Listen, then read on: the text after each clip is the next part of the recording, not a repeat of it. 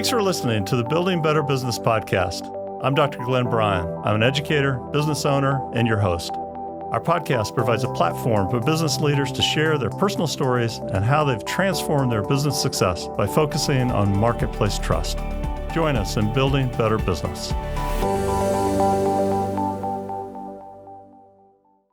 Well, welcome to the Building Better Business podcast. In today's edition, we have Jesse Erickson. He's one of the co-founders of Pathfinder Group, and which is a marketing media agency. Full service marketing agency. There you go. What more we call than it. that. Yeah. And Jesse has been an acquaintance of mine for well over a year now. We've had some long conversations about business, but also about character and ethics and culture and what makes it for a better business. So, Jesse, welcome to the podcast. Thank you. Glad to be here. Yeah. So, talk to me about your journey. We've had these conversations before, and I think you have a very interesting path into entrepreneurship. Pun intended. There with our you go. company name. And so, help us out. Give us an overview of what brought you to this point. You know, something that I didn't actually realize until I was probably ending or right out of college is that entrepreneurship has been a part of my life since I was born. I just never thought about it that way. For me, throughout my entire life, it was just the way it is, right? But looking back now, like I started to really realize my dad started his company in April of 1990, 3 months before I was born. Probably has something to do with a baby coming. I don't know. But yeah, like I don't know anything else because of that. Grew up in small business, worked for my dad in small business, started there when I was 15. He made sure there was no, extra favors given to me. I started out as the janitor. Just one of the crew. Lowest on the totem pole. Got to earn your way up. Which, I mean, I didn't mind it then, but now I just respect that in that, like, yeah, if he had just given me fancy title or let me get away with stuff, like I wouldn't have the amount of grit that I do now. Right. So anyway, it was an engineering company that he founded, and he's an engineer. We did a lot of automation systems, so very different kind of engineering than what a lot of people are used to, especially at that time. What that did for me is, I mean, I was working through high school every day after class, sometimes on Saturday. I think it prepared me for just the hard work of business ownership. Right. But it also set me on the path to, I was always going to be an engineer. That's what I went to college for and did my bachelor's degree for, electrical engineering. And I finished that degree and did not want to do that anymore. By the way, like so many other graduating students, nothing wrong with that. No, it's just you figure out some stuff. Yeah, it's right. I just didn't like. I love engineering. I don't love doing engineering. I don't love. I'm not going to be the kind of guy that's going to sit in the cubicle and go through every detail of a program or draw. Like I can do it. I will do it. I respect it. That's not what my passion is, I guess is a better way to put it. Right. So coming out of school, I ended up leaving my dad's company when I graduated, basically, which is a weird backwards thing. And how did that go over with your dad? I think at the time, actually, he was fine with it. Okay. I think he wanted some space. Maybe so. Whole other stories to go through about like working for family, Sure. But I worked for the university I graduated for, all of that, in the engineering program, but doing more business relationship, entrepreneurship aspects of that department and some things that the college wanted to do. And that story is really that. So when in my senior year, we had he'd been there a little longer, but the head of the engineering school he came from starting his own company, grew that, sold his shares, and came over to run the engineering school. He had been a student of my dad's. My dad was a professor there before he started his company. which was kind of an interesting full circle thing. Yeah. And my dad always told me that he was one of the bad kids, which I always thought was kind of funny. But he had this vision for the for an entrepreneurship program, an incubator program through the university. And in November of my senior year, he passed away really suddenly. He did a triathlon, had a heart attack, passed away.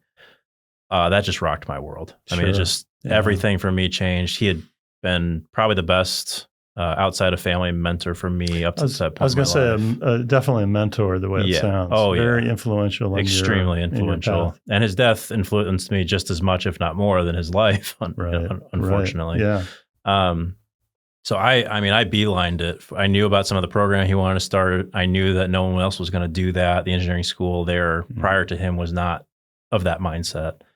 And so I started running to the finish line on, this is the space that he had picked. This is how he was going to do it.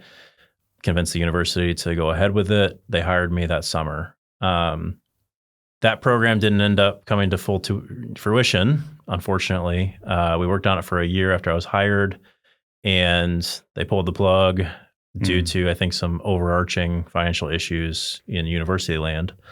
But my passion was never going to go away after that. So I continued with some schooling, continued working there for a little longer, but like my passion for entrepreneurship was just, it was never going to go away at that point. And I ended up leaving the school, but during my school, I started my own business doing just kind of one-on-one business consulting, helping entrepreneurs, usually some mostly older entrepreneurs, just kind of figure out some marketing things, some business technical things or tech savvy things. Like, one of my clients never had a POS system. He just had like a register. So like helping him implement that and how that would benefit his customers and him. A lot of them needing help with just social media. Like didn't even have a Facebook page at that point. Yeah, the world was changing dramatically back then. Yeah, particularly for people that have been in business for a long time. Yeah. So great role for you to play. Big shift. And, so it was it was kind of a weird time. Looking back, it was kind of the formative time for me of my knowledge base. I always think I was smart and knew things, but that was when I was like trial and erroring a lot, like really getting into small businesses that were not necessarily like what my dad had set up, and just seeing like, oh, these people are like literally just trying to survive out here. How can we do these things that they need to do with no budget, and how do we deal with customers that come in? And because that was kind of a new thing for me, because I never had to do that side. Right. And I learned a lot with those first few clients I had, just seeing some very different walks of life, seeing some very different business owner mindsets, trying to break some of those mindsets. And also just like trying to build how I talk about things and the knowledge base that I had, so that also some of these guys that have been in business for a long time, may not be successful, but had been in business a long time, would respect my ideas as a very young, newly graduated student, So I imagine this was an intense learning experience for you, right? Oh, yeah. So I would imagine that a lot of times you were experiencing things that you didn't know. And then, no, not at all. And then study at night to figure it out? For lack of a better way to put it, yeah. Absolutely. I mean, I got involved in a lot of weird, different niche things all at once. I got involved with a CDFI, Community Reinvestment Fund, that I didn't know much, but I knew like how to write a business plan. And that was something they required for all of the financing they did for small businesses. So then I started learning a lot about the financing of businesses from them and how that was going to work, and going through that underwriting process and what they're going to look for and what will just stop the whole conversation. Maybe another podcast at some point, but it's such an interesting experience when you hire somebody, right? We're talking about your entrepreneurial journey, but when you hire people, do you hire based on the exact skills that they have today, or do you hire them on the ability for them to creatively learn? right? And I think it's the second, but yeah, that's I a think whole so too. conversation. Yeah, we'll save that for another day. Another day. So a lot of learning. Oh yeah. Good mentors in your life during that time period that you were looking to? Yes and no. Okay. Well, we can learn from bad mentors as well as good. Not necessarily bad mentors. No? When I point back to probably the past 15 years of my life is that I had a lot of strong men in my life, but they were each there for a season and were not there for very long. And some of that's circumstantial. Ken passed away. That was very hard for me. But to me, whether it was a good parting or a bad one, or just a happenstance one, I feel like it constantly pointed out to me that I needed to seek these relationships out. They're not going to just stick around or show up necessarily. And also for good or bad, I have to figure this out myself too. And not that people can't pour into that, but like I have to be this leader when no one else around me is being that leader. Interesting. And for me, I think that was hard looking back. I think it's good, but there's certainly some things I would have liked maybe a little bit more leadership and mentorship in my life that I didn't have, and I just had to kind of figure it out. So do you think leadership is innate, or do you think it's a learned trait? Because you're touching on that a little bit here. Yeah. I think it can be both. Yeah. I do think that they look different. Yeah. I think that some of us can be born natural leaders and like they just have it. But if they stop that journey because they just have always been the leader and they're not really looking for knowledge about how to implement that well, it can still look not great. It can be implemented poorly. I mean, whereas those who learn leadership, I think can do a lot of things, but I think there's always kind of a wall they hit on certain, just depending on their personality, where they just can't get over that hump. Good. Yeah. I like your discussion of this. I always think of life as a journey, right? And we need to enjoy every stage of it. And that's really what you're talking about with these mentors, right? They're coming in and out of your life. It's just part of the journey. Oh yeah. And you're learning from them individually, and then either they're moving on or you're moving on, right? To another level. I think part of that too, like my dad has been probably the longest standing mentor and leader in my life. Nice. And he gave me he's so much better at giving me the technical skills in School of Hard Knocks than some of the other things that I needed from him that I had to get elsewhere. And so I have a weird relationship with my dad where it's like, I can never really be, I can always respect what he's given me and continues to give me, while also still being very frustrated with him from time to time. It's a unique relationship between son and father. I understand that. Yeah, love my father, but I did work. There are challenges. I worked for my father for a year. Oh, did you? In a paid position, yeah, and so I understand exactly what you're talking about. It's different. Highly respect, love the man. He was a jewel, and yet he's your father, and so there's always that tension. There's always that tension, right? Always, no matter what. So, all right. So, learning experience for several years, and somehow you go from there to co-founding Pathfinder.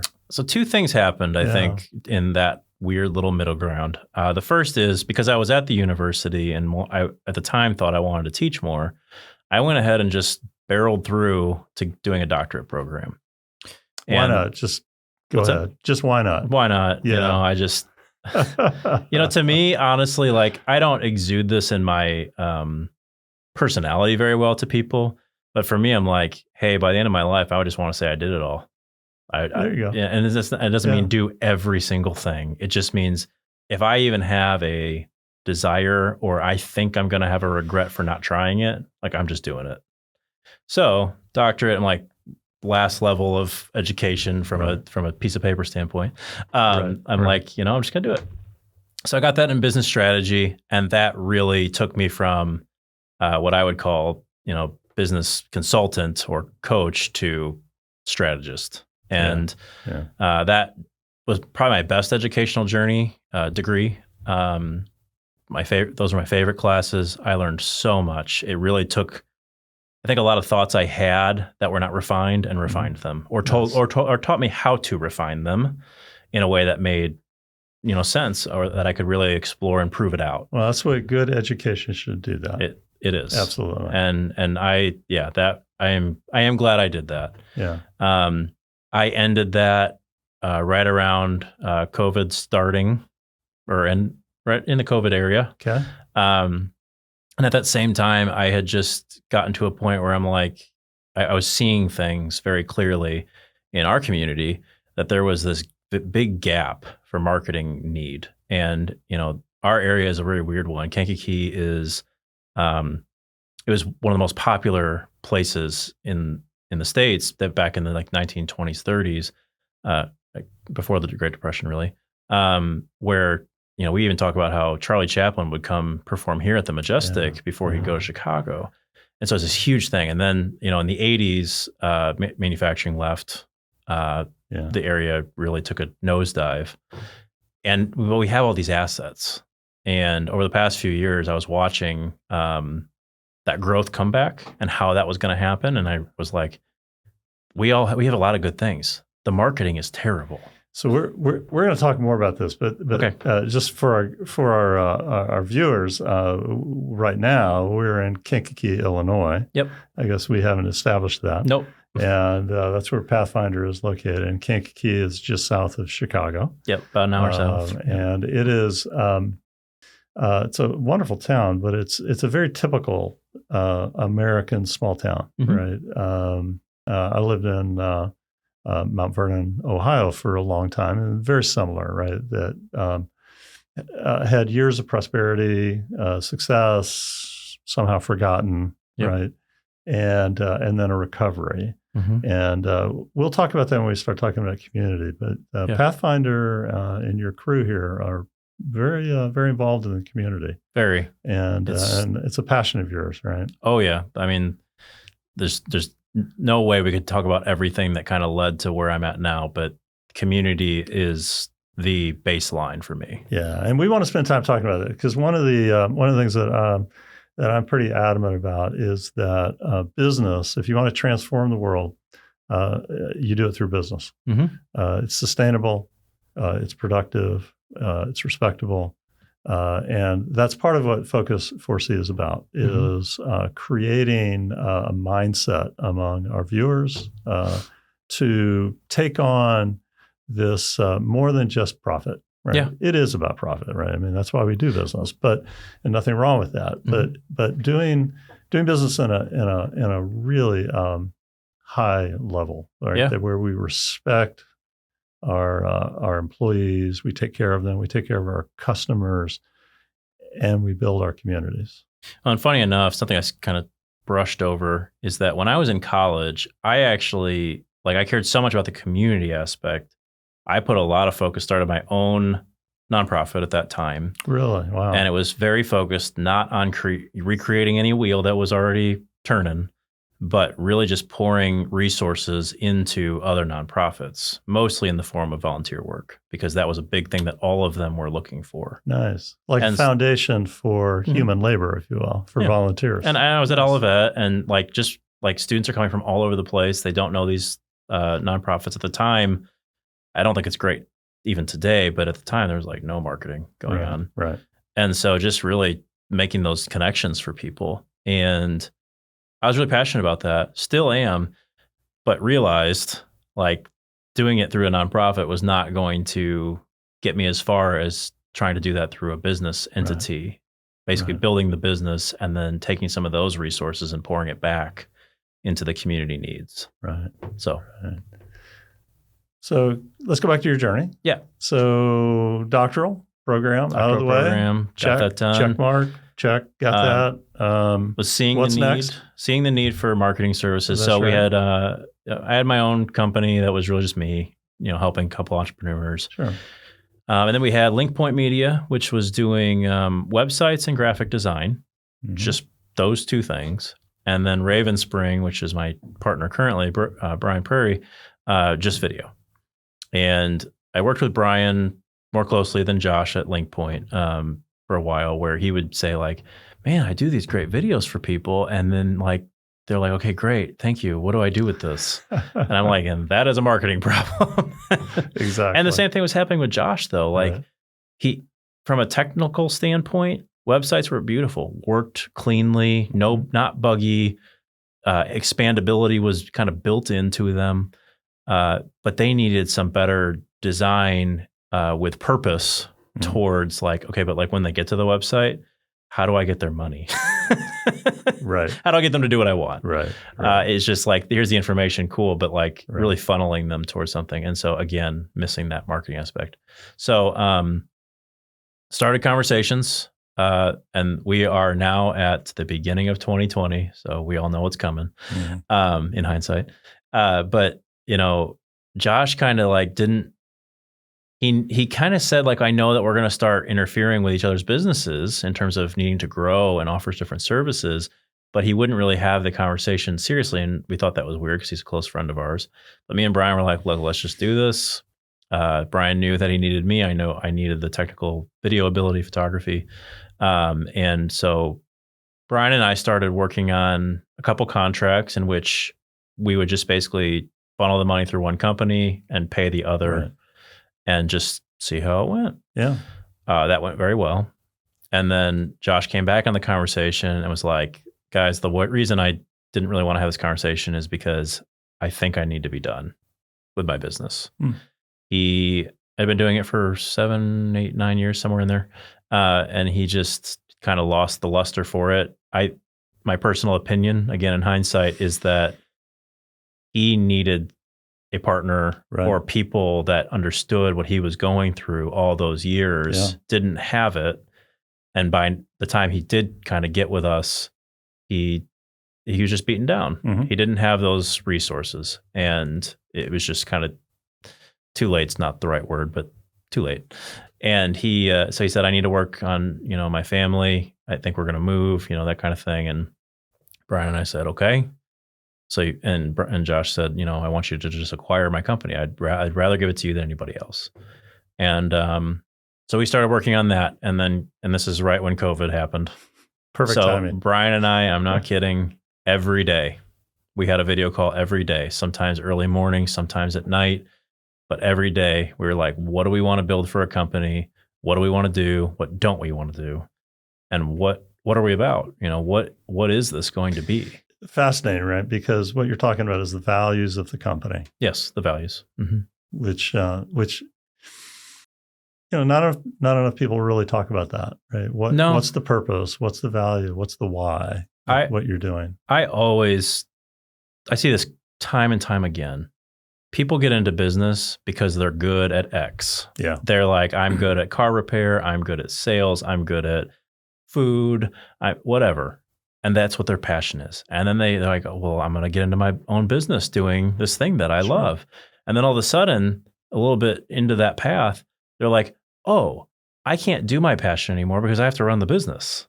Yeah. And then all of a sudden, they're like, either can't do it, won't do it, or hate it.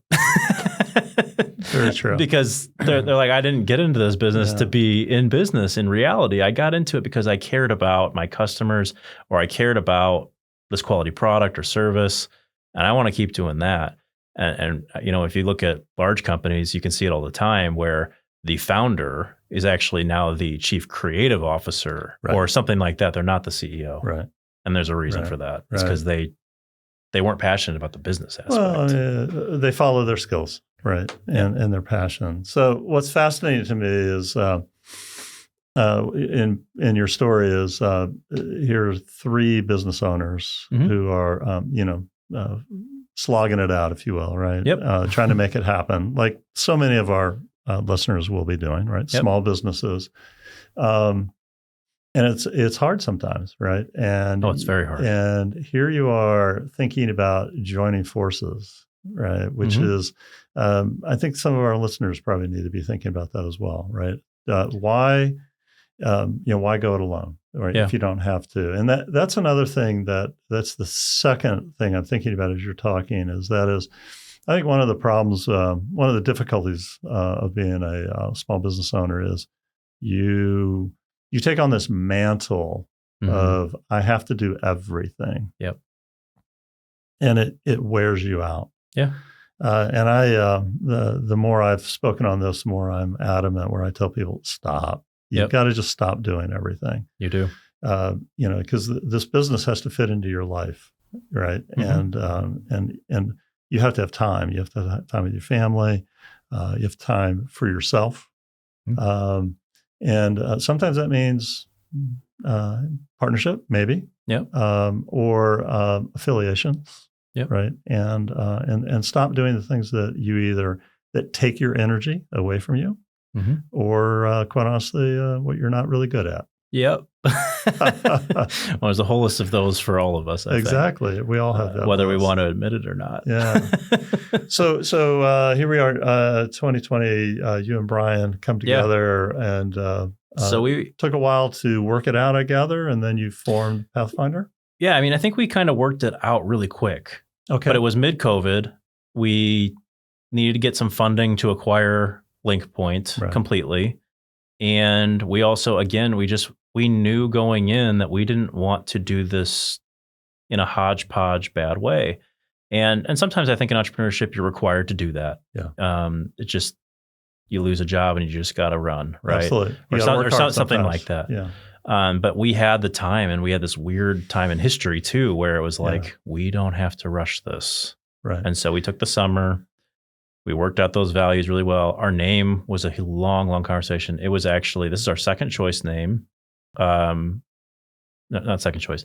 We thought it was going to be something else. And then we came up with this name. Bryan came up with this name, and it fit the culture we wanted so much better. Right. And, but that took a lot of our time and energy because we were just very specific about that. I mean, we're going to be a marketing company. We better get branding right. Yeah, it's the name's interesting. It's in my view, is you're taking on more of a guide role. Right? Absolutely. You're not dictating. You're not the total expert in the room. You're simply a guide with expertise to help. And we build that into everything. I mean, so our logo, which is on my shirt, is actually a part of a Celtic symbol, the triskelion, which means path. I was wondering where that came from. Yeah. If you look at the whole, and we have the symbol here somewhere, like on a plaque, but it's 3 paths coming into one, which 3 companies coming into one. Yeah. So it really worked really well in that manner from a branding perspective. And I always thought the 3 paths coming into one was the symbol for path was interesting because it's usually 2 when we think about it in most cases, but it was 3. And so that just fits so well. And that's another topic. But, additionally, like you said, we wanted to be a guide. We never want to just sell people services. We want to sell people services that make sense for their business. Yeah. And not everything that we offer makes sense for all businesses, sometimes based on cost, but other times based on, some businesses work really well on, certain social media platforms and definitely not on others. And we're not trying to just sell you all 5 of them for the sake of getting more money from you. We want you to do the things that are going to have the best return and make the most sense for your audience rather than we do marketing and you should buy it all. So let's do this. Why don't you tell our listeners, you're a full service agency. Yep. Give us a quick rundown of the services you do provide. Yep. And then you have an interesting new model that you're rolling out. Do you want to talk about that? Sure. And then what we'll do is let's bring this podcast to I want to do is this episode. I want to close it with I want to go back to your values. Okay.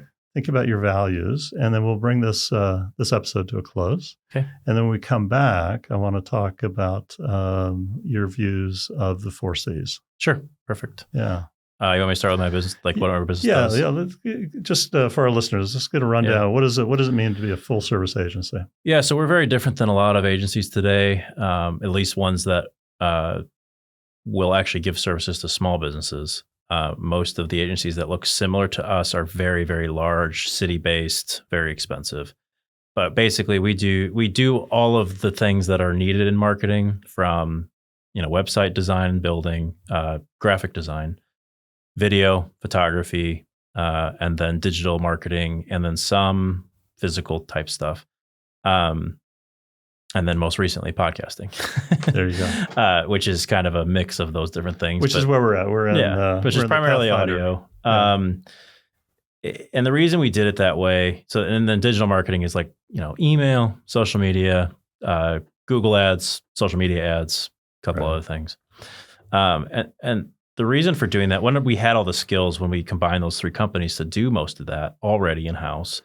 But secondly, again, it just comes back to what the needs are. We don't think that every business needs to be on LinkedIn. If you're a restaurant, you probably don't. Right. But, we have other business service businesses that where LinkedIn is most important. Videography can be really, really important for most businesses, especially coming out of COVID, it has been. But, if you're a product business, you might want to start with, photography, not video. All of them need a logo. So the design works really well for that, and so on and so forth. Yeah, design is such an important part of modern business. Yeah. It's just the consumers expect nice graphics. And we wanted to be able to we really wanted to be able to go into a business and say, what do you got here? Mm-hmm. What's your model? What's working? What's not? Where are you trying to go? Great. Based on that, here are the services and your budget. Here are the services that we think you should start with. Here's why, because it's going to get you to the next level, and then we can go from there. And so we're much more meticulous about that. Our podcast is called Strategic Storytelling. Mm-hmm. The business side of it and really thinking through that strategically, and then storytelling is the marketing, right? We don't want to just slap on a fresh coat of paint, because shiny objects don't last.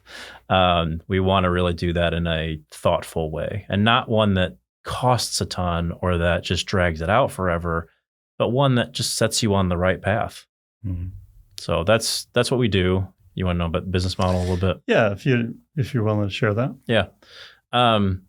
Two interesting business models that we kind of have gone down. The first is we have some subsidiaries that kind of fill out services that are not marketing specific, but that play really nice with what we do and or the clients we serve. Right. And so we have some subsidiaries that do some additional things. That was one thing we really wanted to do, primarily to invest in the community in different ways. Like Converge, which is one of ours, is leadership development. And all of the business owners we deal with need it, whether they want to pay for it or not. And we have a couple different ways we implement that, just as a for instance. Right. Pathfinder. And you have a bakery. We have a bakery.